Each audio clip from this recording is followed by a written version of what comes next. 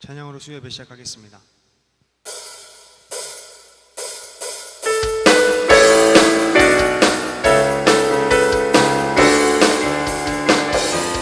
우리 함께 박수치며 고백하겠습니다.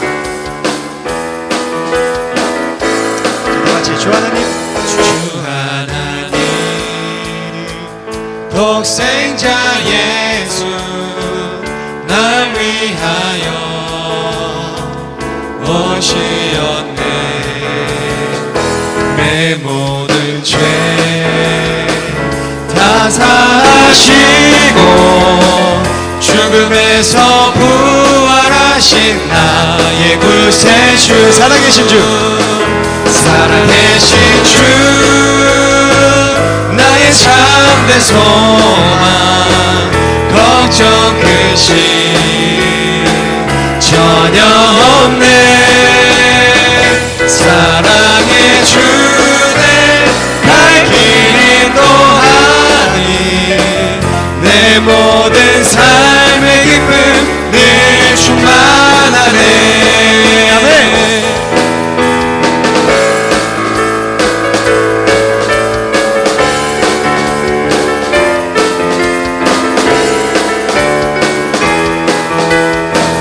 다같이 주 하나님, 주 하나님,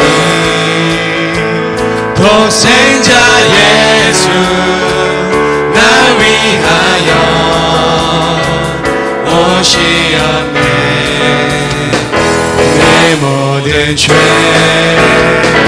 다 사하시고 죽음에서 부활하신 나의 구세주. 한 번 더, 주 하나님, 주 하나님,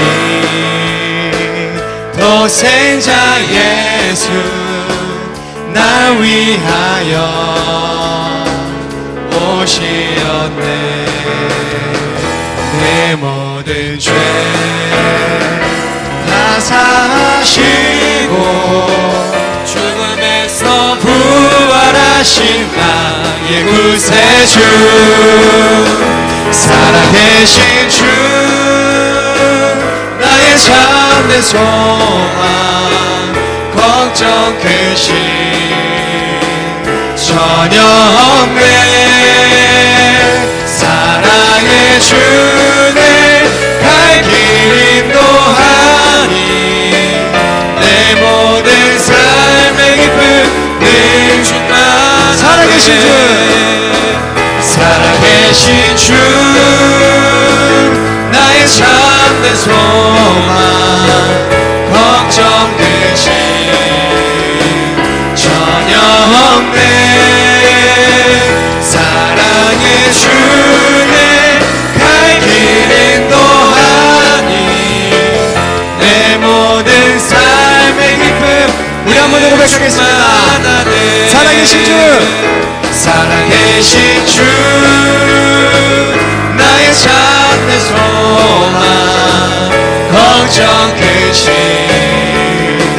전혀 없네. 사랑의 주내 갈 길 인도하니 내 모든 삶의 기쁨 늘 충만하네. 아멘. 수요예배 오신 여러분들 환영합니다. 네. 오늘 본문 말씀은 요한복음 3장 16절 말씀입니다. 요한복음 3장 16절 말씀 다 같이 읽겠습니다. 하나님의 세상을 이처럼 사랑하사 독생자를 주셨으니 이는 그를 믿는 자마다 멸망하지 않고 영생을 얻게 하려 하심이니라. 아멘. 요한복음 3장 16절 말씀은 성경에 하나님의 사랑을 함축적으로 요약한 말씀이기 때문에 우리가 외우고 또 찬양으로도 많이 부르는 그런 말씀입니다. 하나님이 정말 나를 사랑하는구나, 그것을 잘 알 수 있는 그런 말씀이죠. 하나님의 세상을 사랑하셨다고 합니다. 그 세상은 이 땅을, 이 땅의 질서를, 다시 말해 나를 말합니다. 세상에 집약된 나를 사랑한 거예요. 그래서 하나님이 세상을 사랑하셨다는 것은 여러분 한 사람 한 사람을 사랑하셨다는 것입니다. 그렇다면 하나님께서 여러분을 이처럼 사랑하셨다고 말씀하셨죠. 이처럼 사랑하셨다는 것은 이런 방법으로, 하나님의 방법으로 사랑하셨다는 것입니다. 하나님의 방법은 무엇을 말할까요? 바로 뒤에 나오는 것처럼 독생자 예수, 독생자를 주신 것, 이것이 하나님의 방법입니다. 하나님의 유일한 아들 독생자 모노게네스를 주심으로 우리를 사랑하셨다는 것입니다. 모노게네스는 독생자 하나를 말합니다. 다시 말해 하나인 예수, 유일한 예수, 그 예수를 알게 하려 하나가 태어났다는 거죠. 이어서 이는 저를 믿는 자마다 멸망하지 않는다고 나옵니다. 반대로 믿지 않으면 멸망당한다는 뜻이 되겠죠. 멸망한다는 것은 아폴름이라는 단어인데, 이 단어는 멸망당하다, 파괴되다, 잃어버려지다, 그런 뜻을 가지고 있습니다. 믿지 않는 자, 믿음이 없는 자는 잃어버려진 자이고 하나님과 분리되고 떨어진 자라는 거예요. 그러나 우리 주님은 어떤 분이십니까? 잃어버린 자를 찾아 구원하시는 주님이십니다. 돌아온 탕자 사마리아 여인과 같이, 삭개오와 같이 주님 안에서 내가 잃어버린 자임을 인정하고 고백을 한다면 주님은 반드시 잃어버린 나를 찾으실 것입니다. 무슨 말이냐면, 율법이라는 선과 악을 알게 하는 나무를 먹은 자가 율법을 통해 자신을 발견하는 것이 독생자를 얻기 위한 방법입니다. 그런 뜻이에요. 왜냐하면 율법을 통해 간절해지기 때문이죠. 율법을 통해 내가 잃어버린 자임을, 하나님과 분리된 자임을, 다시 말해서 죄인임을 깊이 깨닫기 때문입니다. 또 그때 결국 하나님께서는 하나이신 유일하신 독생자 예수를 우리 안에 심어주시려고 하는 것입니다. 내가 인정만 한다면. 그러므로 독생자를 믿는 자는 분명히 멸망하지 않는다는 것입니다. 독생자를 알게 하시려, 하나를 알게 하시려, 예수를 알게 하시려 오신 주님을 믿으시길 바랍니다. 그렇게 하면 영생, 영원한 생명, 영과 생명 되신 예수를 얻게 된다는 거죠. 우리는 하나님이 나를 사랑한다 해서 끝나면 안 되고, 그분의 목적, 독생자 예수가 내 안에 있는가, 그 독생자 예수가 우리 안에 있는가, 하나가 되었는가, 독생자 예수와 함께 살면서 정말 그 내가 독생자 예수를 믿고 있는가, 그것을 깊이 한번 생각해 보시길 바랍니다. 여러분, 말씀을 통해 나를 발견하고 하나이신 유일하신 예수 그리스도를 붙들고 믿어 독생자 예수와 하나가 되어 영원한 생명을 얻기를 주님의 이름으로 축원합니다. 우리 함께 찬양하겠습니다. 우리 시간 찬양하면서 귀한 헌금 드리는 시간 갖도록 하겠습니다.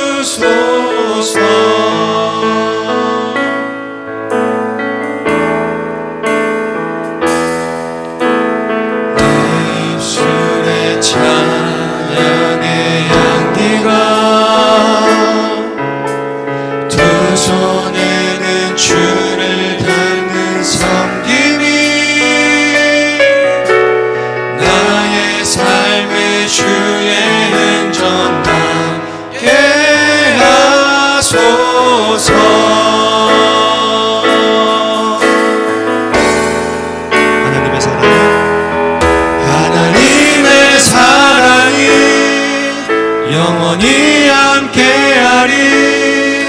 십자가의 길을 걷는 자에게, 순교자의 삶을 사는 이에게, 조롱하는 소리와 세상 유혹 속에도 주의 순결한 신부가 되리라. 내 생명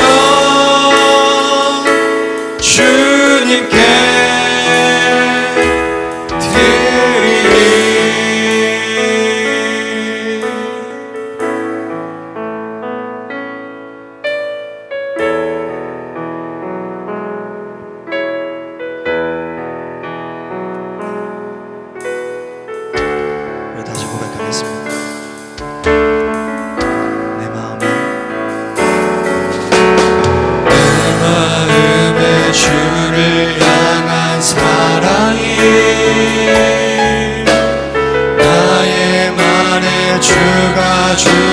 진리로 나의 눈에 주의 눈물 채워주소서.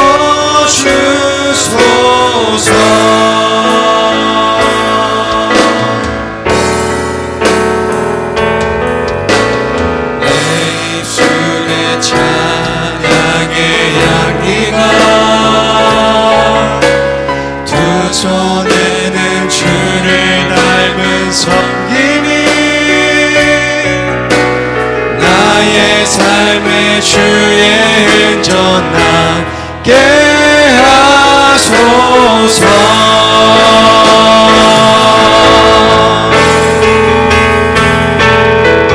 하나님의 사랑이 영원히 함께하리. 십자가의 길을 걷는 자에게 순교자의 삶을 사는 이에게 조롱하는 소리와 세상 유혹 속에도 주의 순결한 신부가 되리라. 내 생명 주님께 드리리. 하나님의 사랑이 하나님의 사랑이 영원히 함께하리. 십자가의 길을 걷는 자에게 순교자의 삶을 사는 이에게 조롱하는 소리와 세상 유혹 속에도 주의 순결한 신부가 되리라. 내 생명 주님께 드리리. 이 시간 기도하겠습니다. 주님께서 우리를 사랑하는 것 그걸로 끝나는 것이 아니라 또 또한 주님을 사랑한다고 표현할 수 있는 자가 되게 하여 주시옵소서. 주님 우리에게 힘을 주셔서 날마다 승리할 수 있는 자들이 되게 하여 주시옵소서. 주님께서 세워주신 그 길을 걸을 때마다 항상 주님 안에서 기쁨으로 갈 수 있도록 주님께서 함께 해주시옵소서. 우리에게 주여 세움으로 기도하겠습니다. 주여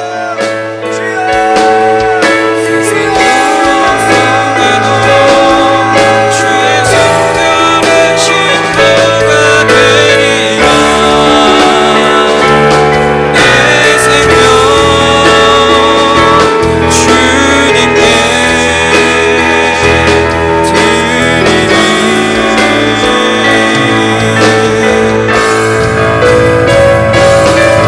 하나님의 사랑이 영원히 함께하리. 십자가의 길을 걷는 자에게 순교자의 삶을 사는 이에게 조롱하는 소리와 세상 유혹 속에도 주의 순결한 신부가 되리라. 내 생명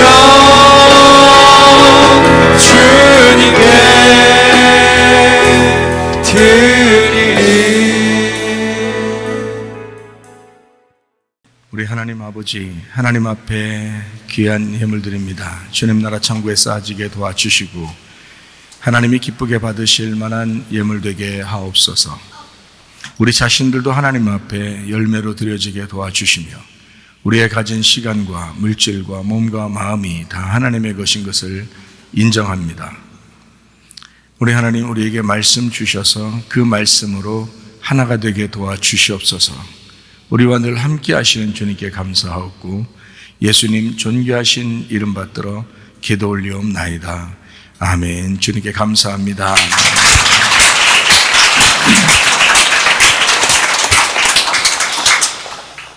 어린 양의 피의 기도, 요한계시록 5장 5절부터 10절까지 말씀입니다.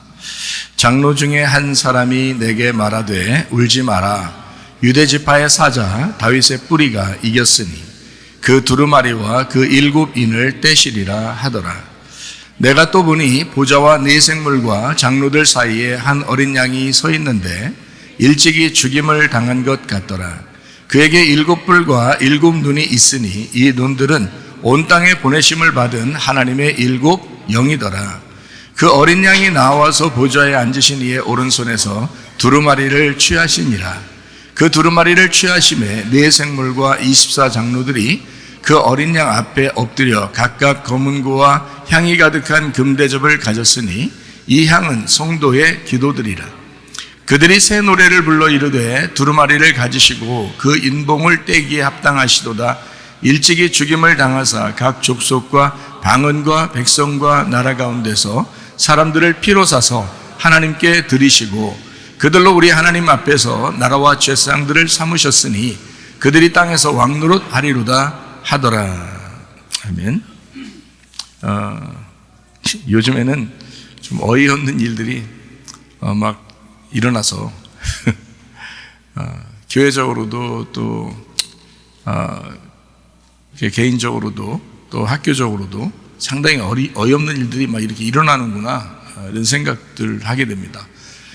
이런 게 있더라고요. 리플리 증후군이라는 단어가 있어요. 리플리 증후군이라고. 근데 아직 일어나지 않은 거를 또 누가 말하지 않은 거를 자기가 상상해서 그거를 이제 다 그대로 이제 가지고 있으면은 그게 진짜 됐다 이렇게 생각하는데요.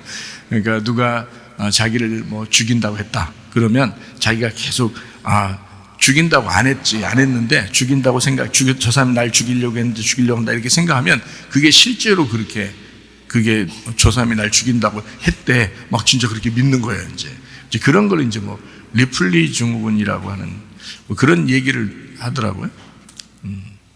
그러니까 옆에 주변의 사람들이 그런 사람들이 있으면 상당히 우리가 좀 손해를 보겠죠. 피해 당하고. 그러니까 뭐 교인들을 뭐 선정해가지고 누구는 교회 와라, 누구는 교회 오지 마라 이렇게 할 수도 없는 거고 교회라는 게 참 모든 사람을 다 수용하다 보니까 교회가 상당히 그 상담 심리적인 상담을 받고서 와야 되는 사람들도 좀 있는데 그렇지 않으면 와서 목사님하고 상담도 좀 받고 좀 더 상담의 전문가들하고 좀 상담을 좀 받고 그렇게 했으면 좋겠다 이제 그런 생각들이 들더라고요. 왜냐하면 자기가 이제 확증 편향이 생길 수가 있는 거고 또 편집증 또 폐쇄적 뭐 이런 것들이 막 생기니까 자기도 모르게 피해 망상 이런 것들이 막 생기면 그러면 뭐 옆에 주변에 있는 사람들이 다 뭐 타겟이 되는 거예요. 그러니까 좀 위험하겠더라 이런 사람들 있으면. 그래서 심리 상담을 좀 사람들이 좀 받았으면 좋겠다 이런 생각도 들고 아니면 교회에서 좀 겸손하게 이런 그 상담도 좀 받고 이랬으면 좋겠다 이런 생각들을 하게 됩니다. 누가 그러더라고요. 저보고 강해 설교는 하세요 이런 얘기를 하더라고. 강해 설교라고 하는 건 이제 성경을 이제 한 절 한 절 이렇게 설명해 주는 거를 강해 설교라고 그럽니다. 강해 설교. 근데 주제적으로 이렇게 설교하는 걸 주제 설교, 주제별 설교라 이렇게 이야기를 하는 거고요. 그래서 주제를 담아서 오늘은 이런 주제. 어떤 날은 뭐 성탄절이기도 하고, 어떤 때는 어떤 날은 추수감사절, 어떤 날은 침례식, 뭐 이런 게 있잖아요. 이제 그럴 때는 이제 그런 주제들이 있으니까 설교를 이렇게 할 수 있잖아요. 그런 주제에 맞게.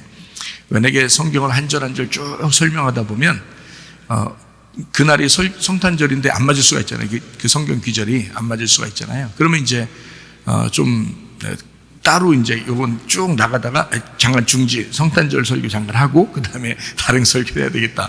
또는 뭐 추수감사절이 쭉 하다 추수감사절이가 안 맞는데 그러면 추수감사절을 이제 설교를 다시 하고 그 다음에 또 이제 이어서 이제 하든지 이제 그런 식으로 이제 할 수 있어요. 근데 이제 주제 설교라고 하는 건 그날 또 그 주간에 이제 주제들이 있어서 그 주제를 이제 가지고 근데 다 뭐 유익하죠. 설교라고 하는 건 주제 설교를 하든 강해 설교를 하든 다 사람들에게 유익하거든요. 이제 주제 설교를 해도 저 같은 경우는 이렇게 해요. 창세기부터 요한계시록까지 요거를 이제 다 이제 훑어서 그 다음에 요거 하나 딱 주제를 가지고 이제 설교를 할 수 있고, 또 이제 창세기부터 요한계시록까지 또 이제 훑어서 또 이런 주제를 가지고 또 설교를 할 수 있단 말이에요. 주제 설교를 해도 강해 설교를 한다 그러면 이제 오늘 같이 이렇게 요한계시록 5장에 5절부터 10절까지를 제가 한번 설명을 이렇게 쭉 해 나가려고 하는데요. 그렇게 이제 강해 설교를 하는 것입니다. 그러니까 다 장단점이 있죠. 주제 설교는 주제 설교대로 장단점이 있고, 강해 설교는 강해 설교대로 이제 장단점이 있고 그렇습니다. 그래서 강해 설교 같은 경우를 이제 만약에 제가 한다 그러면 창세기 1장 1절부터 요한계시록 22장 마지막 절까지 제가 다 설명해 드릴 수 있습니다. 그걸요. 한 절 한 절 다 설명. 그러니까 이건 시간이 굉장히 많이 걸리겠죠. 시간이 많이 걸리지만 다 할 수 있어요. 다 설명할 수 있어요. 그거를. 물론 뭐 하느님만큼 다 안다 이런 뜻이 아니라 여러분에게만큼은 제가 설명을 다 해드릴 수 있다 이 말이에요. 그거를. 이게 앞에 하고 뒤가 전체적으로 이게 파악이 이렇게 되면 이게 연결이 되기 때문에, 그래서 이게 다 이제 설명을 해 줄 수가 있거든요. 한 절 한 절. 그래서 이런 이제 강해 설교다 그러면 한 절 한 절 이렇게 설명하는 것이니까 이번 5장 5절부터 10절까지를 쭉 설명하고 마치도록 하겠습니다. 자, 5장 5절 거기에 보니까 예수님을 이제 뭐라고 얘기하냐면 유대지파의 사자 다윗의 뿌리가 이겼다 이렇게 돼 있는데, 유대지파 예수님이 어느 지파에서 나오셨어요? 예, 유대지파에서 나오셨어요. 유대지파. 예. 그래서 유대지파는 이제 동물로 말하면 어떤 동물을 이제 상징하냐면 사자 같은 동물을 상징해요. 그래서 사자가 유대지파입니다. 그러니까 마태복음 같은 경우는 이제 유대인의 왕 예수님을 이제 설명하려고 쓴 게 마태복음이에요. 그래서 예수님 태어날 때는 누가 찾아오냐면 동방박사 정도가 찾아와야 돼요.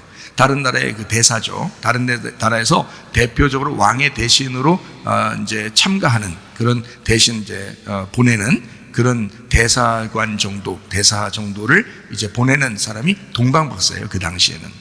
그 다른 나라의 왕의 박사들이라고. 그래서 이 왕의 박사들은 가면은 누구랑 만나면 왕을 만나야 되는 거예요. 이쪽 나라에 가도 왕을 만나야 되는 거예요. 왕의 사신으로 왔기 때문에 그렇습니다. 그래서 처음에 와가지고 왕을 만났죠. 왕을 만났는데 아기를 안 낳았다는 거예요. 여기 아기 낳습니까? 그러니까 아기 안 낳았다는 거예요. 그래서 거기서 이제 이 동방 박사가 어디로 이제 가게 되냐면 베들레헴에 가게 됩니다. 그래서 거기에 이제 예수님을 만나고 가게 되죠. 왜냐하면 동방 박사를 마태복음에는 왜 등장시키냐면 누가복음 같은 경우는 동방 박사가 안 나타나죠. 동방 박사가 만났다고 안 하죠. 누가복음에는 예수님이 사람으로 오셨다라는 것을 강조하려고 인자. 그러니까 누가복음은 사람, 상징으로 말하면 사람. 그래서 인자, 예수님을 사람의 아들로 태어났다. 이래서 마리아의 족보를 강조합니다. 누가복음 3장에는 마리아의 족보를 강조하고요. 마태복음 1장에는 예수님의 아버지 요셉의 족보를 강조합니다. 왜냐하면 왕이 되려면 왕의 아들이, 그러니까 남자의 아들이 돼야 되거든요. 남자의 아들이 돼야 왕족의 아들이 돼야 되니까 그 왕족이 누구냐면 유대지파의 다윗 왕이 있잖아요. 유대지파의 다윗 왕. 그래서 유다지파의 다윗 왕을 통해서 나타난 베들레헴, 다윗의 고향이 베들레헴이에요. 그래서 다윗 왕을 일부러 소개하려고 다윗 왕의 자리로 오셨다. 그래서 유다지파 다윗 왕의 자손으로 오셨다를 마태복음은 그걸 강조하는 거예요. 누가복음은요, 다윗 왕 중요하게 생각 안 합니다. 거기는 마리아의 족보를 이렇게 중요시하게 생각해요. 요셉의 족보가 아니라. 그러니까 다윗 왕의 아들로서 쭉 밑으로 자손으로 내려오면은 다 이제 아들의 족보인 거고, 그래서 요셉이 다윗의 자손이죠. 그래서 요셉도 자기 그 호적을 이제 하러 갔을 때 거기가 베들레헴으로 가는 거거든요. 요셉이. 그래서 거기서 아기를 낳게 되는 거예요. 그 호적이 베들레헴으로 되어 있기 때문에 이 남자가요. 그런데 마리아는 여자잖아요. 여자니까 누가복음 3장에 마리아의 족보를 이렇게 쭉 써서 하나님에게까지 쭉 연결해 줍니다. 그리고 이제 이 마리아의 족보를 쓰는 이유가 예수님은 요셉하고는 아무 상관없이 성령으로 여자가 혼자 잉태해서 여자가 혼자 낳았다. 그래서 여자를 강조하는 겁니다. 사람의 뱃속에서 태어났다. 요거를 강조하기 위해서 누가복음을 쓴 거예요. 그러다 보니까 이게 조금씩 다르게 나오는 거죠. 마태복음하고 누가복음하고. 그러니까 누가복음은 사람, 이제 마태복음은 이제 사자, 왕이니까 사자. 동물의 왕도 사자죠. 그래서 사자 이렇게 되는 거고요. 그래서 이제 이렇게 나누어서 나오는 이야기들입니다. 그러니까 다윗의 뿌리라고 일부러 여기가 표현한 이야기가 있죠. 다윗의 뿌리라고. 이게 마태복음 1장 17절 말씀을 한번 보니까 이렇게 돼 있어요. 그런즉 모든 대수가 아브라함부터 다윗까지 14대요. 다윗부터 바벨론으로 사로잡혀 갈 때까지 14대요. 바벨론으로 사로잡혀 간 후부터 그리스도까지 14대더라. 요거 자세히 그 족보를 거기 마태복음 1장 족보를 자세히 보면요. 14대가 아닙니다. 근데도 14대라고 썼어요. 왜 14대로 썼을까요? 다비드라고 다윗이라는 이름이 14수로 되어 있습니다. 다비드라는 다윗 이름이 다비드, 이게 끓는 사랑이에요. 그러니까 하나님하고 연애하는 사랑, 요거를 다비드라고 그러는 거예요. 그러니까 하나님은 다윗을 사랑할 수밖에 없는 거예요. 이름 자체가 다윗을 사랑할 수밖에 없고, 다윗을 왕으로 하나님은 이미 정해놓고 있었어요. 태어날 때부터. 다비드, 하나님의 끓는 사랑, 이름 자체가요. 그리고 그 이름의 글자가 숫자가 되어 있는데 그게 14로 되어 있습니다. 그래서 다윗을 일부러 14대로 위와 아래를 14으로 14를 다 일부러 맞춰놓은 거예요. 왜? 예수님은 유다인의 왕으로 와야 되니까, 예수님이. 그러니까 다윗 왕의 뿌리가 돼야 되니까, 예수님이. 그것을 맞춰놓기 위해서 마태복음 1장 17절에 14대라고 쓴 겁니다. 성경이 그냥 있는 게 아니죠. 그러니까 이렇게 자세하게 뭔가 순서대로 되어 있습니다. 예수님을요. 그러니까 마태복음을 왕의 귀환이다 이렇게 볼 수 있죠. 그러니까 다윗 왕은 구약에서 진짜 하나님이 좋아하시는 왕이었고, 신약에 와서 그 왕의 귀환이다 예수님이. 그래서 다윗 왕의 뿌리를 가지고 이 땅에 오신 예수님이시다. 이런 이야기를 이제 마태복음에 소개하고 있습니다. 그거를 요한계시록 5장 5절에 이제 설명하는 거예요. 요한계시록. 그러니까 요한계시록이 마태복음하고 떨어진 책이 아니었다는 거죠. 무슨 말인지 알겠죠? 이게 구약에 있는 말하고 떨어진 책이 아니었다는 거죠. 이게 요게 창세기부터 요한계시록까지 요거를 울타리를 정확하게 요걸 알게 되면요, 요게 앞에든 뒤에든 요거를 정확하게 알 수가 있습니다. 예, 어렵지가 않아요, 사실은. 자, 이렇게 요한계시록 5장 5절에는 그런 설명입니다. 다윗의 뿌리, 예수님이죠. 유다인의 자손이죠, 예수님이. 그렇게 오셨죠. 대신 마태복음을 자세히 보아야 되는데, 왜냐하면 예수님이 왕으로 오셨다는 걸 설명하기 위한 책이 마태복음이었으니까. 유대인의 왕으로. 그래서 누구를 중심으로 이제 족보를 써야 되냐면 다윗을 중심으로 써야 된다. 왜냐하면 왕이었으니까, 그가 하나님이 좋아하는 왕이었으니까. 사람이 좋아하는 왕은 누구예요? 다윗 전에 사울 왕이죠. 그러니까 사람들이 좋아할 만큼 크기가 크죠. 멋있었죠. 잘생겼죠. 다윗은요, 작았죠. 왜 그 말하는지 아시겠죠? 다윗이 작았지만 하나님이 좋아하는 왕이었단 말이에요. 그렇죠? 그러니까 사울과 다윗을 이렇게 비교해 놓은 거예요. 그래서 첫 번째 온 왕, 두 번째 온 왕, 진짜 왕. 사람도 첫 번째 아담, 두 번째 진짜 오신 아담, 예수님, 이렇게 설명한 거예요, 성경에. 아주 간단하죠? 그래서 이렇게 두 개씩 나누는 거예요. 성경. 두 개씩 나누니까 그걸 선악과라 그러는 거야. 두 개씩 나누니까. 근데 그게 두 개가 합쳐지면 완성이 되면 되거든요. 그래서 육체가 죽어버리면 영이 부활하는 거예요. 그래서 그 육체가 죽어서 없어진 거를 영이 부활한다 해서 요거를 하나가 됐다, 연합이 됐다 해서 그래서 죽는 그 순간 예수님이 다 이루었다 그런 거예요. 이게 완성됐다 이러는 거죠. 예. 그게 성경이에요. 그러니까 성경을 어렵게 보면 너무 어렵고 너무 그렇다고 쉽게 보면 너 나 쉽게 보냐 이렇게 되잖아요. 그냥 읽으세요. 그냥 무조건 일단 읽으세요. 일단 읽으면 여기 설교하는 게 다 이해가 돼요. 그리고 다 들으면 이제 또 다시 반복해서 듣는 거 있잖아요. 우리 설교를. 그러면 이게 성경이 여러분 읽은 만큼 이해가 돼요. 여러분이 읽은 만큼. 네. 그러니까 얼마나 이게 중요한지 몰라요. 저도 계속 듣습니다. 네, 확인하고 듣고 이럽니다. 자, 요한계시록 5장 5절에 왜 이런 식으로 썼는지 아시겠죠? 그죠? 그래서 유다 지파의 사자 다윗의 뿌리가 이겼다. 이겼다. 뭘로 이겼어요? 이겼다 그러면 반대로 뭐가 나와야 된다? 예, 죽음이 나와야 된다. 그러니까 이겼다 그러면 죽음이 나오는 거예요. 그러니까 요거를 잘 생각하기가 어려워요.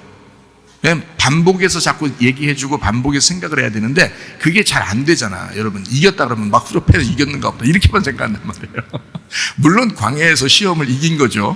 십자가에 달려 돌아가실 때도 이겼다 그러죠. 그러면 이제 무슨 말이냐면 죽음이 곧 승리다라는 것을 얘기하는 거예요. 자기는 죽었는데 부활의 승리하잖아요.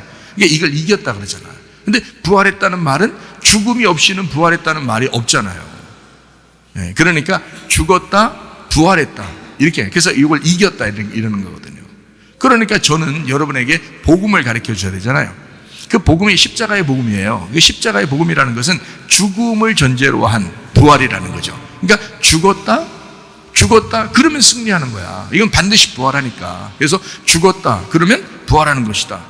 이래서 이제 이거를 나에게 적용한다면 예수님은 죽으심으로 부활하셔서 승리하셨죠. 나에게 적용한다면 나는 말씀에 의해서 나는 패배하고 그래서 내가 없어지고 그리고 주님 안에서 나를 살려주시면 그러면 주님의 이름으로 내가 살 수 있겠다.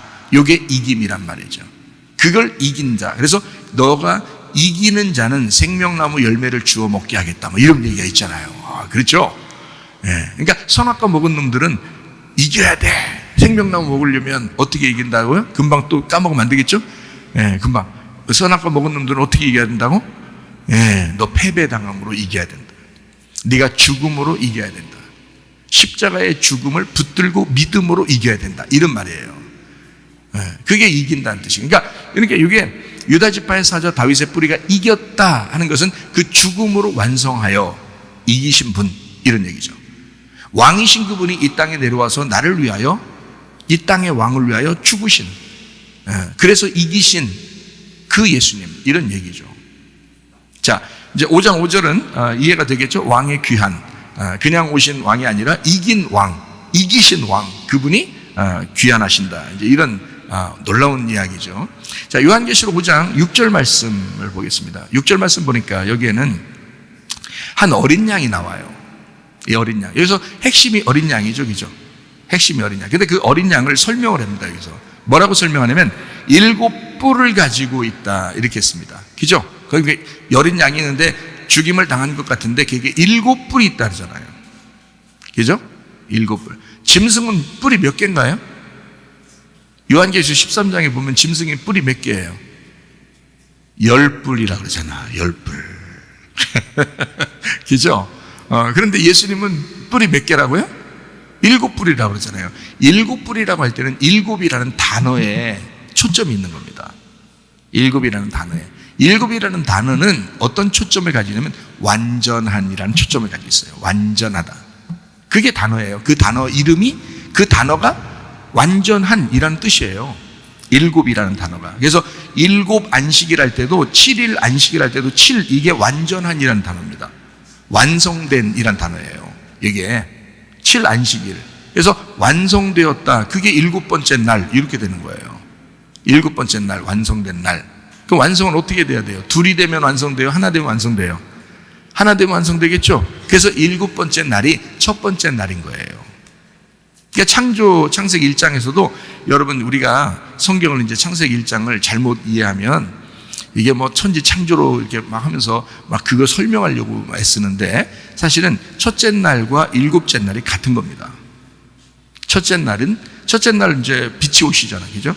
그 빛이 완전한 거예요. 그 빛이 완성하는 거예요. 그래서 어둠 가운데 있었던 땅이 이제 어둠이라는 땅이 있는데 그 어둠을 완전케 하는 것은 빛밖에 없어요.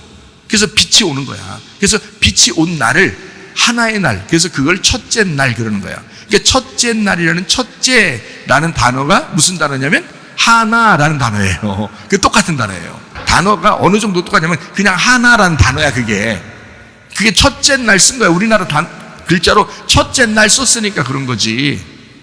에하드라는 하나라는 단어예요. 하나 둘 셋 넷 할 때 그 하나예요. 하나. 그러니까 그 하나라는 게 그게 에하드예요. 이게 첫째 날이라고요. 그럼 이거를 갖다가 첫째 날이라고 하지 말고 첫째 날을 우리가 만약에 이렇게 알고서 이해를 하면서 성경을 쓴다면, 만약 다시 쓴다면 이렇게 쓰면 되겠죠. 저녁이 되며 아침이 되니 이는 하나의 날이 되었더라. 이렇게 써야지 맞죠. 원래는 그죠? 하나의 날이 되었더라. 이렇게 쓰면 우리가 이해하기 더 쉬웠을 텐데 첫째 날이니라. 이렇게 하니까 이게 두 번째 날 있고 세 번째 날 있고 이래서 첫째 날 썼는가 보다 이렇게 생각을 한단 말이에요. 근데 그렇게 생각하면 안 되는 거예요. 왜냐하면 봐요. 첫째 날이라는 게 하나 날이잖아요. 하나 날. 이게 하나라는 게 하나 완성됐다는 뜻이, 하나로 완성됐다, 완전해졌다는 말입니다. 여기에요. 요 하나만 있다 이런 뜻이에요. 그게 첫째 날이라. 그러면 요 하나라는 날이 일곱째 날 어떤가? 일곱이라는 단어가 완전이라는 단어라니까. 그게 완성이라는 단어라니까. 다 이루었다는 단어라니까 이게. 그래서 다 이루었다, 십자가 못 박혀 돌아가실 때 다 이루었다 할 때 그 말도 일곱이란 말이에요. 그게 일곱. 그러니까 일곱이란 말은 하나라는 말하고 같은 거란 말이에요. 이게 완성이 된 거야. 그래서 첫째 날과 일곱째 날은 같은 거예요. 첫 번째 창조와 마지막 안식일날이라는 그 일곱 번째 날이, 그게 첫 번째 날이 이루어진 거다, 이런 뜻이란 말이죠. 그러니까 첫 번째 하나의 날, 일곱 날, 이게 하나다, 이렇게 되는 거죠. 그래서 예수님을 다 뭐라면 뿔이 됐든 눈이 됐든 뭐가 됐든 다 뭐냐면 일곱이라고 해요. 일곱이라고 예수님을 소개할 때는 요한계시록에서. 왜 그러냐면 일곱이라는 단어에 초점이 있기 때문에 그렇습니다. 그 핵심, 그 단어에 의미가 있기 때문에 그런 거예요. 그게 뭐냐? 완성된, 이런 말이란 말이죠. 자, 그러면 일곱 뿔, 그러면 이제 어떻게 된 거예요? 일곱 뿔. 여러분 뿔 하니까 어떻게 막 뿔 달리고 막 이런 거 있잖아. 뿔. 일곱 뿔 달리는 거면 일곱 개 뿔 이렇게 놔봐. 이상하잖아. 이상하게 생겼잖아. 그러면 예수님 어린 양인데 어린 양이 뿔이 일곱 개로 돼 있다. 이렇게. 그건 좀 이상하게 보이잖아요. 만약에 지금 뿔이 일곱 개 된 양이 돌아다닌다고 생각하면 이상하게 보일 거 아니에요? 그런 의미가 아니란 말이에요.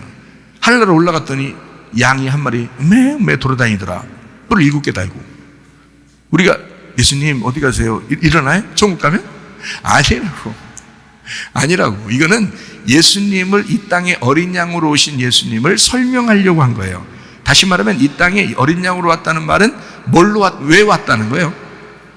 죽으러 왔다는 걸 설명하려고 하잖아. 어린 양이라는 말이 나오면 무조건 뭐 하러 왔다? 죽으러 왔다는 걸 설명하려고 한 거예요. 그럼 왜 죽는 거예요? 뭐 때문에? 우리 죄 때문에 세상 죄를 지고 가는 하나님의 어린 양이 되었다, 이 말을 하기 위해서. 그러니까 죽음이라는 것이 곧 승리고 죽음이라는 것이 곧 완성이다 라는 얘기예요. 그래서 어린 양에는 뿔이 일곱이다, 이렇게 얘기하는 거죠. 그러니까 뿔이 일곱 개다 그러니까 그 말은 완전한 뿔이다라는 얘기죠. 그러니까 뿔이 뭔지를 알아야겠죠. 그러니까 성경에서는, 구약 성경에도 뿔이라고 하는 걸 뭐라고 표현하냐면 권세라고 표현해요. 권세. 그러니까 여러분 주님의 이름은 권세가 있습니다, 힘이 있습니다, 이런 얘기 하죠, 그죠? 그런 권세, 하나님의 이름, 그 권세, 이거를 뿔이라고 표현하는 거예요. 그게. 그래서 어린 양이 일곱 뿔이 있다. 그 말은, 자, 요거를 우리 말로 이제 우리들끼리 지금 설명하는 그 말로 다시 이제 우리가 봐요. 그러면 일곱은 완전이죠. 뿔은 권세죠. 그러니까 이분은 어린 양인데 이 땅에 죽으시러 오신 어린 양인데 이분은 뭘 가지고 있다? 완전한 권세를 가지신 분이다, 이 말이지. 완전한 권세니까 지금 5장 5절에 다윗의 뿔이라고 했잖아. 다윗의 뿌리로 오셨으니까 유다 지파의 타자 다윗의 뿌리가 이겼다. 이분은 어떻게 됐다는, 왕이 됐다는 얘기잖아요.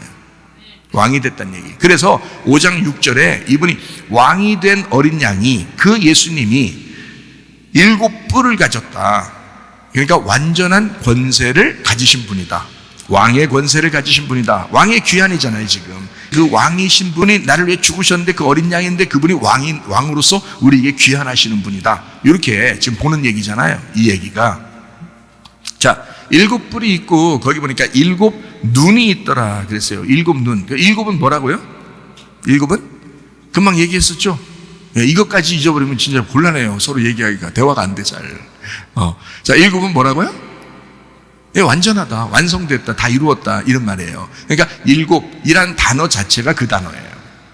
자, 그러니까 이렇게 7이라는 것이 있는데 눈이 7개래요. 여러분, 만약에 사람이 아니면 어린 양이라고 했으니까 어린 양으로 합시다. 어린 양이 여기 돌아다니면서 우리가 하늘나라 올라갔는데 하늘나라에 어린 양이 돌아다니는데 눈이 7개야.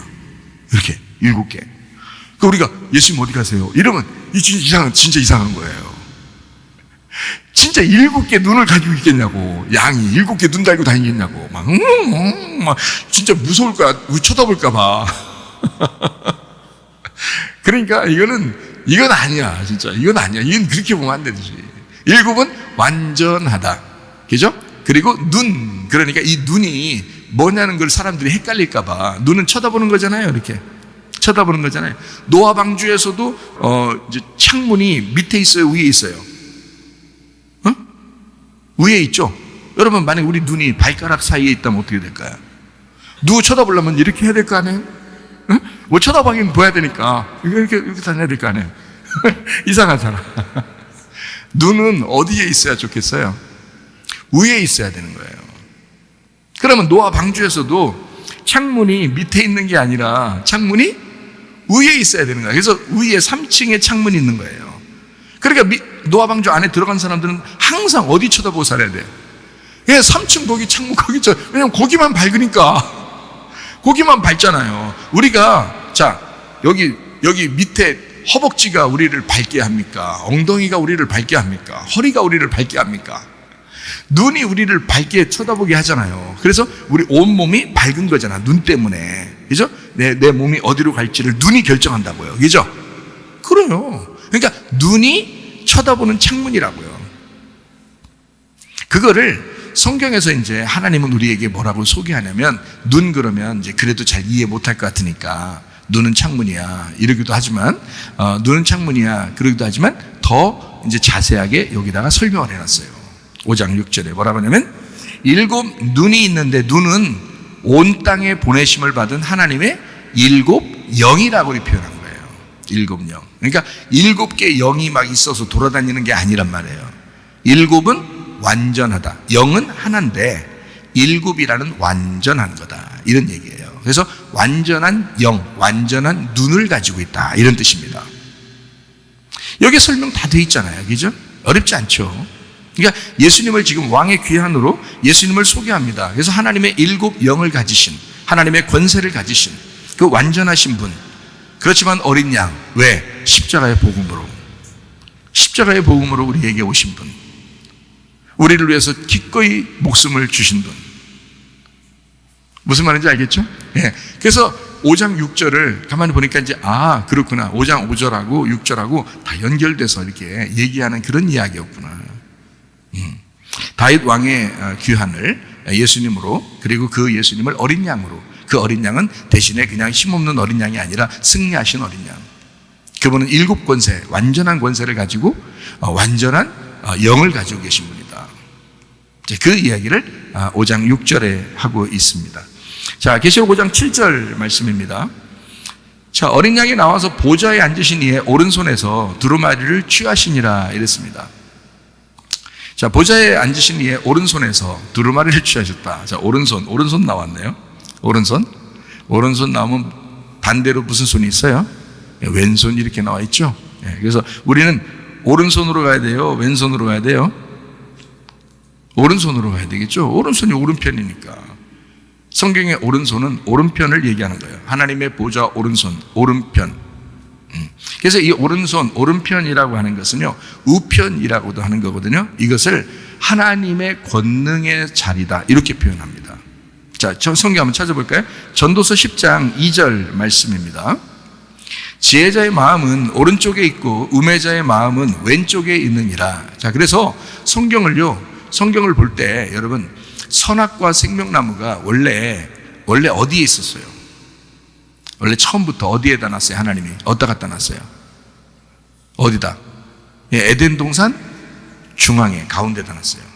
에덴 동산 가운데다 이 나무를 갖다 놨는데, 선악과 나무 생명나무를 하나님이 갖다 놓은 거예요. 하나님이 갖다 놨다면 원래 선악과 나무도 나쁘다는 얘기가 아닌 거죠, 여러분. 원래가. 그러니까 우리는 그게 뭘 설명하려고 하는 것이었구나라는 걸 깨달아야지, 선악과 나무는 무조건 나쁜 거야! 나쁘지, 누가 좋대요? 그러면 여러분 왼손은 다 자르고 살아야 되나? 그렇게 따지면 오른손 좋은 거니까. 왜 이렇게 성경을 멍청하게 보나? 그러면 안 되지. 선악과를 그렇게 나쁘다 좋다로 나누니까 그런 거지. 이 선악과도 하나님이 주신 거란 말이에요. 생명나무도 하나님이 주신 거고요. 그런데 창세기에는 선악과를 먹게 돼 있고 요한계시록에서는 생명나무를 먹게 돼 있다. 이래야 딱 짝이 맞는 거란 말이에요, 이렇게. 그렇죠? 요거를 그렇게 구분 안 하면 안 되죠. 처음에 창세기부터 생명나무 먹어버리면 어떻게 될까요? 그러면 요한계시록이 필요 없는 거예요. 창세기부터 선악과 먹었을 때 생명나무 먹어버리게 해버리면 요한계시록 쓸 필요 있을까 없을까? 없는 거예요. 이 성경책 뒤에 다 필요 없어요. 창세기 3장에서 끝나는 거야, 그냥. 창세기 1, 2, 3장 끝. 생명나무 먹었어, 끝. 이렇게 돼야지. 그렇죠? 근데 요한계시록까지 가서 생명나무 열매를 먹을 수 있도록 만들어 놓은 거예요, 성경을. 그게 그 과정을 쓴 것이 성경인 거지. 어렵지 않게. 그러니까 선악과도 먹을 수밖에 없었던 거고, 생명나무도 우리가 지금 예수님 안에서 먹을 수밖에 없는 얘기예요. 이 두 개가. 그러니까 하나님 먼저 먹어야 될 것과 나중에 먹어야 될 것을 얘기해 준 거예요. 그러니까 먼저 우리가 알아야 될 말씀과 나중에 알아야 될 말씀을 얘기한 거죠. 그러니까 먼저 알아야 될 말씀이 뭐라고요? 율법. 나중에 알아야 될 말씀이 복음. 이렇게 되는 거지. 그래서 선악과를 율법이 와야 된다, 이런 얘기고요. 율법이 오면 사람을 이렇게 딱 심판하잖아요. 그죠? 그리고 죄 가운데 이제 우리를 거하게 만들고 죄를 만들어냈죠. 그죠? 너 죄인이야, 이러고서 사망하게 만들어놓잖아요. 그리고 생명나무 열매를 주어서 그 사람을 생명으로 살리는 거죠. 부활시키는 거란 말이에요. 그러면 성경이 완성되는 거거든. 왜냐면 죽었다가 부활해야지 이게 완성되는 거잖아. 그래서 사람이 아예 안 죽으면 먼저 죽어야 되잖아요. 그래서 율법이 필요한 거거든요. 네. 그래서 선악과 먹으면 너 죽는 거야 라고 얘기했잖아요, 하나님은. 그랬더니 마귀는 어떻게 해요? 너 안 죽어 그러잖아요. 누가 맞는 거야? 누가 맞는 거야? 하나님 맞는 거죠. 너 선악과 먹으면 죽는 거야 그러면 하나님 말한 게 맞는 거죠. 죽어야죠. 그리고 생명나무 먹으면서 살리는 거지, 그죠? 그런데 이 마귀는, 뱀은 뭐라 그러냐면 너 안 죽어, 안 죽어. 너 이거 먹으면 안 죽어. 그래서 안 죽으려고 하는 사람들이 많아지는 거예요. 자꾸 자기를 포기를 안 해. 자기를 자꾸 안 내려놔. 다 짓거려. 응? 다 짓거려. 그래서 짓거려, 사람들이. 자꾸. 자꾸 다 짓거려. 아들도 짓고, 딸도 짓고, 뭐, 돈도 짓고, 지 생명도 짓고, 뭐, 그냥, 자기 뭐, 모든 것도 짓고, 다 짓거려. 왜 짓거려, 이렇게. 안 된다고. 그런 뜻 아니잖아. 그렇게 하지 말라고 그러잖아. 율법을 주신 것은 너희들 선악과 먹은 인간들, 먼저 인간으로 태어난 너희들, 유전과 전통으로 태어난 너희들, 땅의 운명으로 태어난 너희들이 율법을 통하여 너희들 자신이 죄인임을 깨닫고 그 죽음 가운데 들어가라고, 그래서 율법을 주신 거란 말이에요. 이게 정확한 율법이 오신 뜻입니다. 그래야 진짜 복음이 오는 거 아니에요, 그죠? 그래서 그 십자가의 복음이라고 하는 게 진짜 복음이라는 얘기야. 십자가의 복음을 통해서 진짜 우리를 부활시키는 거잖아요. 네.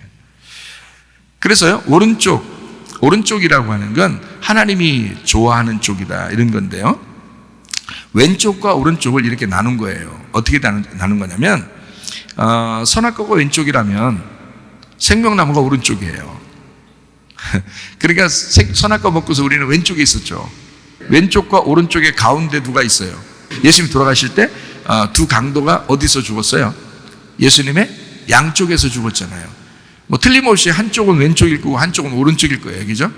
근데 한쪽 편 강도는 예수님을 안 받아들였고 한쪽 편 강도는 예수님을 받아들였어요. 그죠? 예, 그러니까 예수님은 가운데 있었고 양쪽에 강도가 있었단 말이죠. 뭘 얘기하려고 그러냐면 예수님이 가운데 있고 한쪽과 한쪽, 왼쪽과 오른쪽이라고 하는 것을 설명해 놓은 거예요.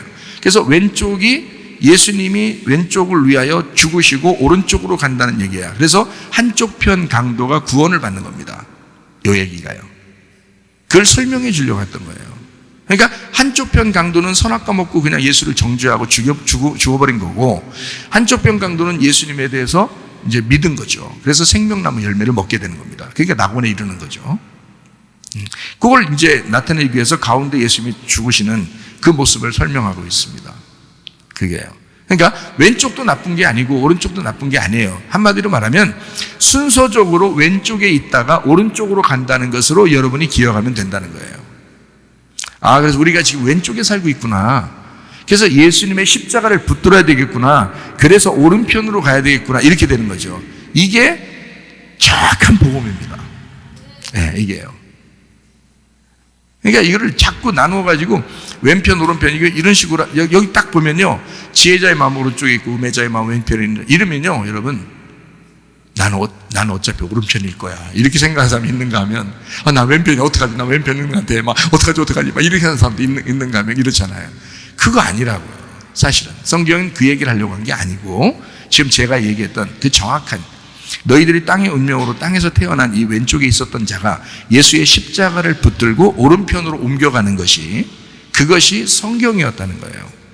그러니까 왼편에 있는 자는 음녀라 그러는 거고 예수님의 십자가를 붙들고 오른쪽으로 가면 신부가 되는 겁니다. 쉽죠? 요한계시록이 엄청 쉽습니다.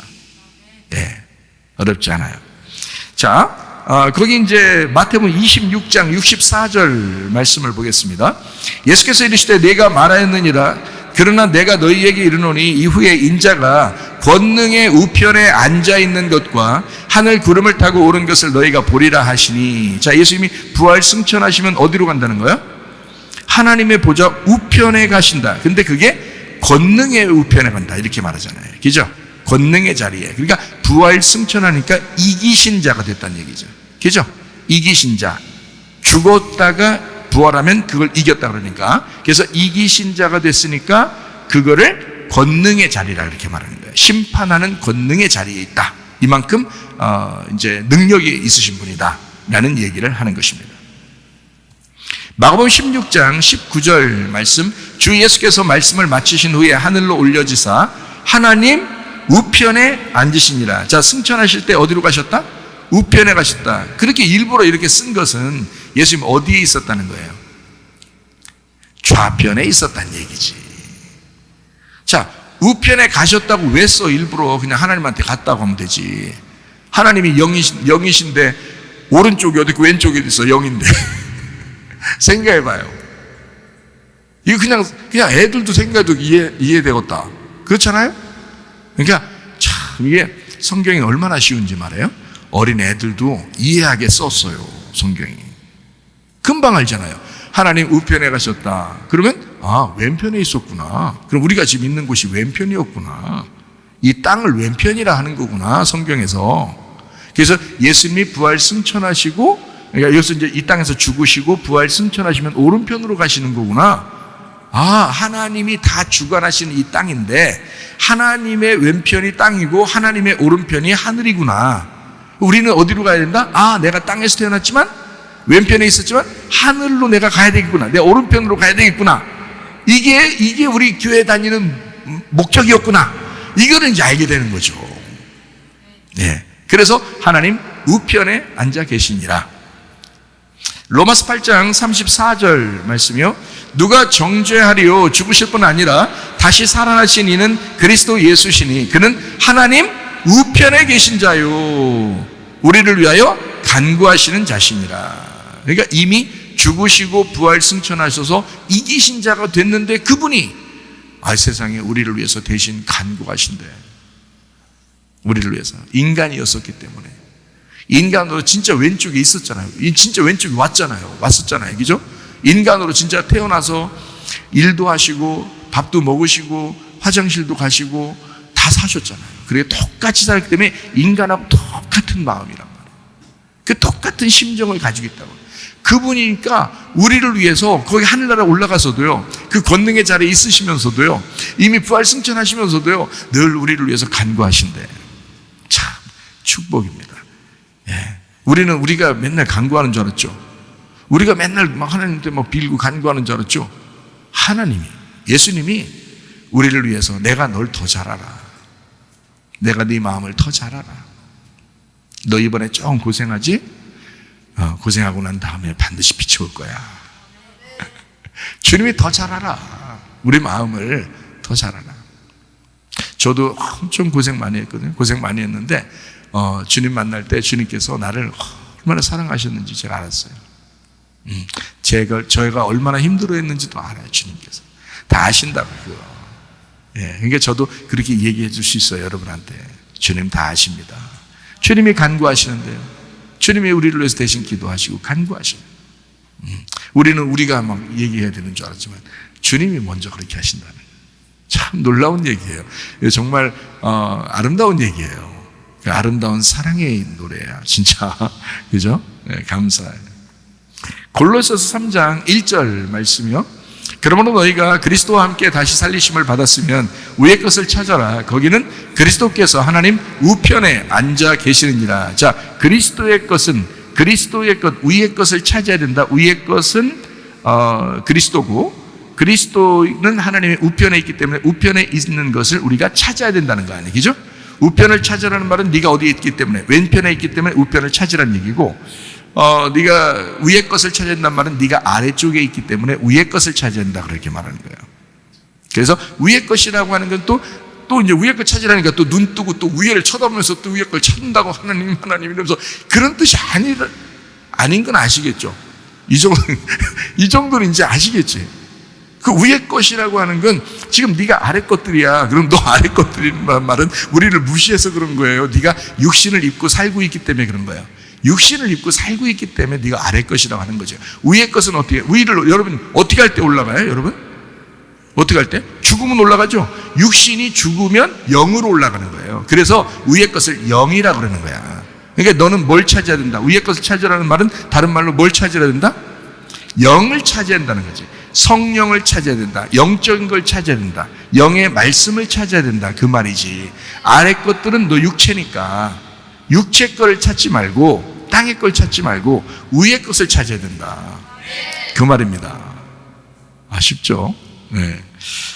히브리서 1장 3절 말씀이요. 이는 하나님의 영광의 광채시요 그 본체 형상이시라. 그의 능력의 말씀으로 만물을 붙드시며 죄를 정결하게 하는 일을 하시고 높은 곳에 계신 지극히 크신 이의 우편에 앉으셨느니라. 다 이게 오른편, 우편 이렇게 얘기하잖아요. 그죠? 예수님이 오른편으로 가신 건 확실합니다. 자, 요한계시록 5장 7절 말씀 보니까 어떻게 했다고요? 보좌에 앉으신 어린 양이 오른손에서 이렇게 돼 있잖아요. 그러니까 그는 어떻게 된다? 권능의 자리에, 그 권세의 자리에, 그리고 하늘의 영의 자리에, 이 말이죠. 그곳에서 우리를 위해서 기도하시는 그분, 그 어린 양 되신 예수님. 우리가 좀 친근하죠, 그죠? 이제는 좀 친근해지죠. 멀리 계신 분이 아니다, 사실은. 우리 마음 가운데도 왼쪽이 있고 오른쪽이 있어요. 그러니까 너의 마음이 왼쪽에 있던 그 마음, 밭으로 말하면 어느 밭일까요? 왼쪽에 있는 밭이, 마음이 길가밭이지. 길가밭만 있나?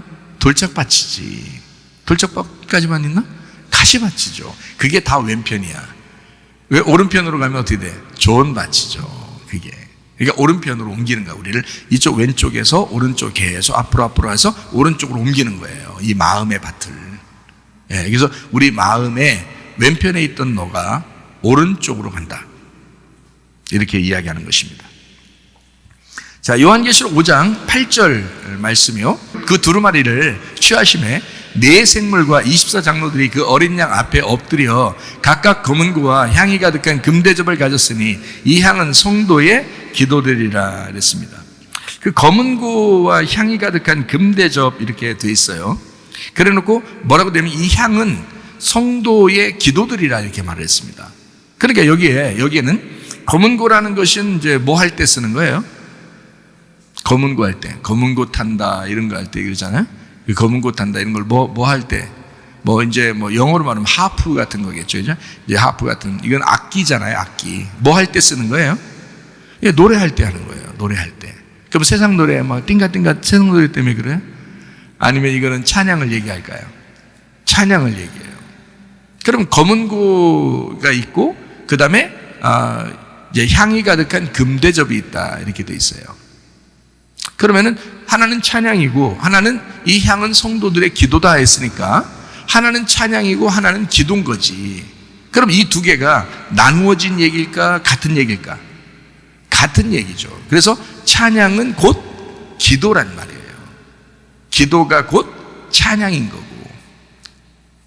무슨 말인지 알겠죠? 그러니까 찬양은 저절로 나와야 되는 거예요. 저절로. 왜 저절로 나와야 되는 거냐면 말씀과 기도로 거룩해지면 찬양이 나오게 돼 있는 거란 말이죠. 네, 찬양은 자동적으로 나오게 돼 있는 거란 말이에요. 그러니까 그 찬양이 기도인 거예요. 그래서 말씀이 곧 기도다 이렇게 말하는 거야. 기도가 곧 말씀이다 라고 얘기하는 거고요. 사람들이 왜 자꾸 실수하고 이렇게 실패하고 그러는지 알아요? 기도하면서 이상한 말하고. 왜 그러냐면 정상적이지 않고 이렇게 기도하면서 정상적이지 않아지게 되는 이유는 말씀을 균형을 못 잡아서 그런 거예요. 말씀을 몰라요. 자세하게 말씀을 가르쳐 줘야 돼요. 말씀을 알게 되면 기도가 곧 말씀이다라는 걸 깨닫게 되죠. 그리고 말씀이 곧 기도다라는 걸 깨닫게 됩니다. 그렇다고 막 성경 구절 막 앉아가지고 무릎 꿇고서 성경 구절 다 막 외우는 창세기 1장 1절 창세기 2장 3절 막 이렇게 하는 게 꼭 기도라고 하는 그런 말씀이 기도 그런 얘기일까요? 아니죠. 말씀 자체는 우리에게 전신갑주입니다. 말씀 자체는 우리에게 빛의 갑옷이에요. 우리가 그것을 입고 살아야 될 수밖에 없는 그 말씀이란 말이에요. 그게 어린 양의 피고 그게 예수님이에요. 그러니까 그것을 우리가 입었어요. 그러면 그 자체가 우리가 생활이 기도가 되어야 된다는 거지. 그 생활의 기도란 말이에요. 그래서 너희의 삶이 기도란 말이죠. 삶의 기도. 그것이 곧 찬양이라는 거지. 다른 사람이 볼 때는 야, 너 참 아름답다. 그러니까 예수 믿는 사람, 진짜 제대로 예수 믿는 사람은 비정상인 사람이 없습니다. 예수 제대로 믿으면 정상적이 됩니다. 그리고 상식적이 됩니다. 지극히 상식적이 되는 거예요. 누가 봐도 이해가 되거든요. 그러니까 머리가 해카닥해카닥 안 한다고요. 대화가 통하고 얘기가 된다 이거예요. 그리고 그 사람의 이야기를 들어줄 줄 알고, 그죠? 그리고 자기 속에 말씀이 있기 때문에 그 말씀을 얘기해 준다 이 말이죠. 조용하게. 그리고 같이 그 말씀으로 교제한다 이거야. 이게 서로의 교통하는 기도란 말이죠. 하나님과도 마찬가지예요. 하나님을 말씀을 가만히 생각하면서 그 말씀을 묵상하면서 우리 주님 앞에 그 말씀을 묵상하는 그게 기도라고요. 예수님이 겟세마네 기도할 때 이 잔을 내게서 옮기시옵소서 막 이랬잖아요. 그죠? 이 잔을 내게서 옮기시옵소서. 너무 힘듭니다. 막 이랬잖아요. 막 땀이 막 핏방울이 돼서 막 그렇게 했잖아요. 그렇게 되니까 어떤 사람이 하는 얘기는 막 이렇게 얘기해요. 힘을 너무 줬다. 뭐 이런 얘기도 해요. 힘을 너무 줬다. 그러니까 힘을 주다 보니까 이게 모세혈관이 터졌다. 그러니까 힘을 줬는지 뭐 그건 우리가 그 자리에 안 가봐서 모르겠지만 분명히 모세혈관이 터진 건 사실이에요. 그러니까 이 피와 땀이 같이 나왔죠. 그 정도로 심각했단 말입니다. 예수님의 입장에서는 지금 마지막 인간을 위해서 기도하고 죽어야 되는, 그 다음날 죽어야 되는 그 자리예요. 그날 죽는 그 자리, 거기에서 마지막 아버지에게 기도하는 그 자리. 그 기도할 때 그 기도의 내용이 여기 써 있잖아요. 뭐라고 기도했는지 나오잖아요. 예? 자, 뭐라고 기도했어요? 뭐라고 기도했어요? 이 잔을 내게서 옮기시옵소서. 자, 3시간 했을까? 4시간 했을까? 여러분 4시간 동안 이 잔을 내게서 옮기시옵소서. 이 잔을 내게서 옮기시옵소서. 이 잔을 내게서 옮기시옵소서. 이 잔을 내게서 옮기시옵소서. 옮기시옵소서. 자, 이거를 3시간 4시간 하면 생각을 해봐. 예수님이 그래 거기 기도한 거 분명히 무슨 말 했는지 다 거기 딱 나오는데 성경에. 근데 그 말을 하면서 막 몇 시간을 땀을 뿔리면서 이 잔을 내게서 옮기시옵소서. 그래서 너무 많이 해가지고 제자들이 자다가도 외웠다. 그래서 그걸 썼다. 이거예요? 이상하잖아. 비상식적이잖아. 여러분 금방 이해할 수 있잖아. 그 말은 뭐냐면 지금 마지막 그날 이제 잡히면 죽는 거예요. 그죠? 거기 그 마지막 기도야. 그때 뭘 했을까? 아버지 하나님의 말씀을, 그 구약을 다 하나님 앞에 아버지에게 되뇌이면서, 그 말씀을 되뇌이면서 아버지의 뜻이 여기 있는데 내가 정말 힘듭니다. 사실 인간으로 왔으니까. 그런데 그 아버지의 뜻이라면 내가 하겠습니다. 그 아버지의 뜻이 성경에 다 기록되어 있으니까, 자기에 대한 이야기가 다 기록되어 있으니까 그 기록된 말씀을 생각하면서, 마지막 아버지를 말씀을 생각하면서 그렇게 아버지 이 잔을 옮기시옵소서. 그런 거지. 척 보면 모르겠어요? 척 보면 모르겠냐고. 왜 성경을 왜 안 읽냐고. 왜 성경을 모르고 막 밤새도록 막 이상한 소리 하고 그러면 그게 기도인 줄 알고 그러냐고.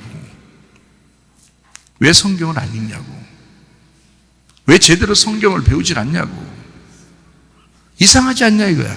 누가 봐도 이상하지 않느냐 이거야. 그런 게 아니라는 거지. 기도는 말씀인 거야. 말씀이 기도인 거고, 그 기도는 찬양인 거야. 그래서 검은고와 향이 담긴 그 금대접이 같이 나오는 거예요. 기도는 곧 찬양이다. 그 찬양이 곧 기도다. 그 기도는 아버지의 뜻을 구하는, 아버지의 뜻과 교통하는 그 말씀이다. 그게 향이다. 그게 하나님과 우리의 그 향이다. 향을 피우는 거다. 참 놀랍죠. 그러니까 참 향은 성도들의 기도라 그랬습니다. 예, 여기서는 그러니까 그 기도는 말씀이요, 그리고 찬양이요. 예. 요한계시록 5장 9절 말씀, 그들이 새 노래를 불러 이르되 두루마리를 가지시고 그 인봉을 떼기에 합당하시도다. 일찍이 죽임당하사 각 족속과 방언과 백성과 나라 가운데서 사람들을 피로 사서 하나님께 드리시고 이랬습니다. 여기 새 노래가 나오네요. 복음송 새로 작사 작곡하면 그거 노래한다 그런 말 아니라고 했죠. 예.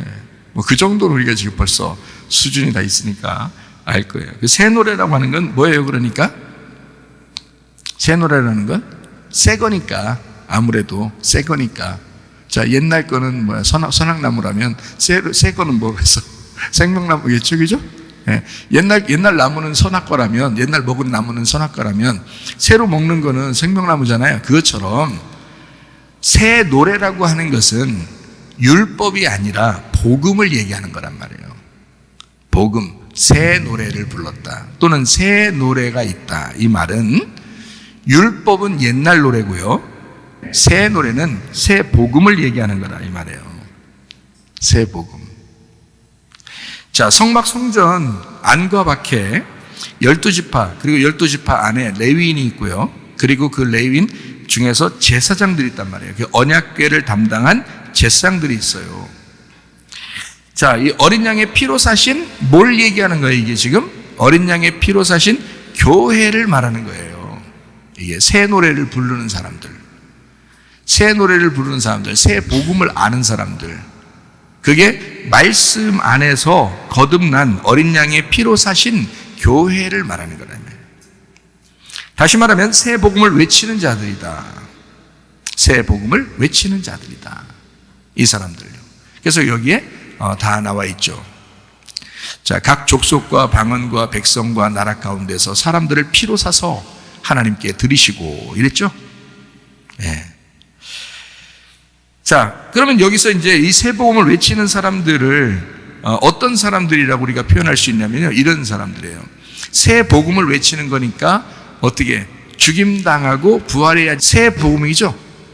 누가복음 9장 23절 말씀이요. 또 우리에게 이르시되 아무든지 나를 따라오려거든 자기를 부인하고 날마다 제 십자가를 지고 나를 따를 것이니라. 십자가의 복음입니다. 어린 양의 피로 샀잖아요. 그러니까 어린 양의 피로 사신 사람들이니까 새 복음 안에서 어린 양의 피로 사신 교회를 의미하는데, 이게 새 복음을 외치는 사람들이다. 이 사람들이 새 노래를 하는 사람들, 이 사람들은 십자가의 복음을 외치는 사람들인데 어떤 사람이냐? 자기를 부인하고 자기 십자가를 지는 사람들이다. 어린 양의 피로 사신 사람입니다. 그래서 어린 양의 피로 샀다고 얘기하는 거예요. 이 사람들, 새 노래 부르는 사람들을. 자, 요한계시록 5장 10절 말씀. 자, 그들로 우리 하나님 앞에서 나라와 제사장들을 삼으셨으니 그들이 땅에서 왕노릇 하리로다 하더라. 자, 새 복음을 외치는 사람들을 뭐라고 여기서 표현했다고요? 하나님의 나라와 제사장을 삼았다. 이렇게 됐죠. 그죠? 그러니까 하나님 나라 그리고 제사장을 삼았다. 이 사람들 땅에서 왕노릇 하게 될 것이다. 이런 얘기죠. 또 하늘나라에서도 왕노릇 하게 되죠. 자, 이 사람들요.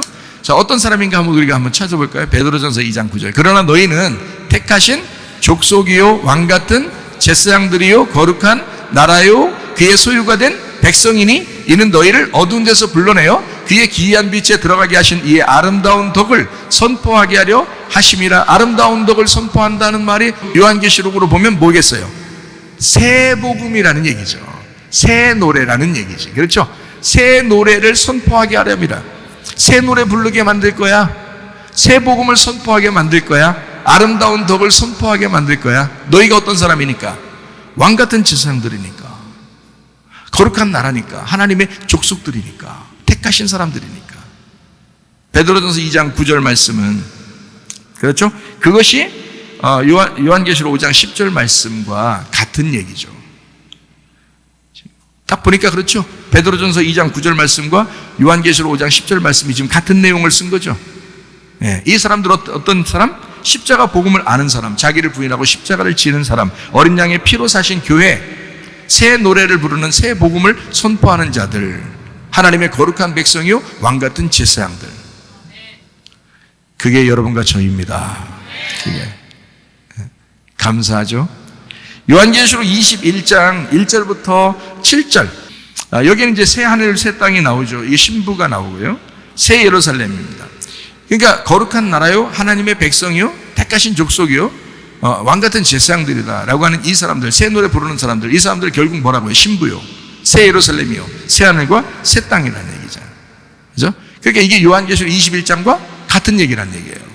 요한계시록 21장 1절부터 7절까지 말씀을 읽고 우리 기도하도록 하겠습니다. 또 내가 새 하늘과 새 땅을 보니 처음 하늘과 처음 땅이 없어졌고 바다도 다시 있지 않더라. 또 내가 보매 거룩한 성 새 예루살렘이 하나님께로부터 하늘에서 내려오니 그 준비한 것이 신부가 남편을 위하여 단장한 것 같더라. 내가 들으니 보좌에서 큰 음성이 나서 이르되 보라 하나님의 장막이 사람들과 함께 있음에 하나님이 그들과 함께 계시리니 그들은 하나님의 백성이 되고 하나님은 친히 그들과 함께 계셔서 모든 눈물을 그 눈에서 닦아두시니 다시는 사망이 없고 애통하는 것이나 곡하는 것이나 아픈 것이 다시 있지 아니하리니 처음 것들이 다 지나갔음이로라. 보좌에 앉으시니가 이르시되 보라 내가 만물을 새롭게 하노라 하시고 또 이르시되 이 말은 신실하고 참되니 기록하라 하시고 또 내게 말씀하시되 이루었도다. 나는 알파와 오메가여 처음과 마지막이라. 내가 생명수 샘물을 목마른 자에게 값없이 주리니 이기는 자는 이것들을 상속으로 받으리라. 나는 그의 하나님이 되고 그는 내 아들이 되리라. 아멘. 이 말씀대로 여러분과 제가 그리스도 예수의 신부가 되고 또 새로운 나라, 새로운 하늘과 새로운 땅의 주인이 되고 왕 같은 제사장들이 돼서 우리 주님의 나라에 그 주님과 함께 그 어린 양 대신 십자가의 복음을 가지고 어린 양 대신 예수 그리스도와 함께 살다가 주님 만나시기를 바랍니다. 우리 한번 기도하겠습니다. 우리 한 목소리로 기도합니다. 간절히 기도하게 될 때 우리 하나님 아버지, 우리가 주님을 믿습니다. 주님을 붙들겠습니다. 주님 뜻대로 살겠습니다. 아버지 뜻대로 살다가 주님 만나게 하옵소서. 기도합니다. 우리 하나님 아버지의 사랑과 은혜를 감사를 드립니다. 하나님 아버지의 뜻대로 살다가 주님 만나게 도와 주시옵소서. 비염은 떠나갈지어다, 아토피 떠나갈지어다, 위장병 떠나갈지어다, 어지럼증 사라질지어다, 두통은 사라질지어다. 류마티스 관절 떠나갈지어다. 어깨 통증 사라질지어다. 허리 디스크, 목 디스크 떠나갈지어다. 심장병 온전해질지어다. 각종 종양 암돌이 떠나갈지어다. 감기 몸살 온전해질지어다. 협착증 사라질지어다. 건선폐 온전해질지어다. 절선 온전해질지어다. 요르게소 떠나갈지어다. 식도염 사라질지어다. 이명은 사라질지어다. 장애면역 질환 온전해질지어다. 우울증, 불면증, 공황장애, 두런불안, 추조 다 떠나갈지어다. 음란, 거짓, 도출, 미움, 욕심이면 다 떠나갈지어다. 예수 그리스도 어린 양 되신 예수 그리스도 십자가의 복음을 붙들고 주 안에서 승리하며 살다가 주님 만나게 도와 주시옵소서. 예수님 존귀하신 이름 받들어 기도 올려옵나이다. 아멘. 주님 감사합니다. 우리 하나님 아버지 함께 하시고 사랑하심을 감사합니다. 우리 하나님 도와주심을 믿습니다.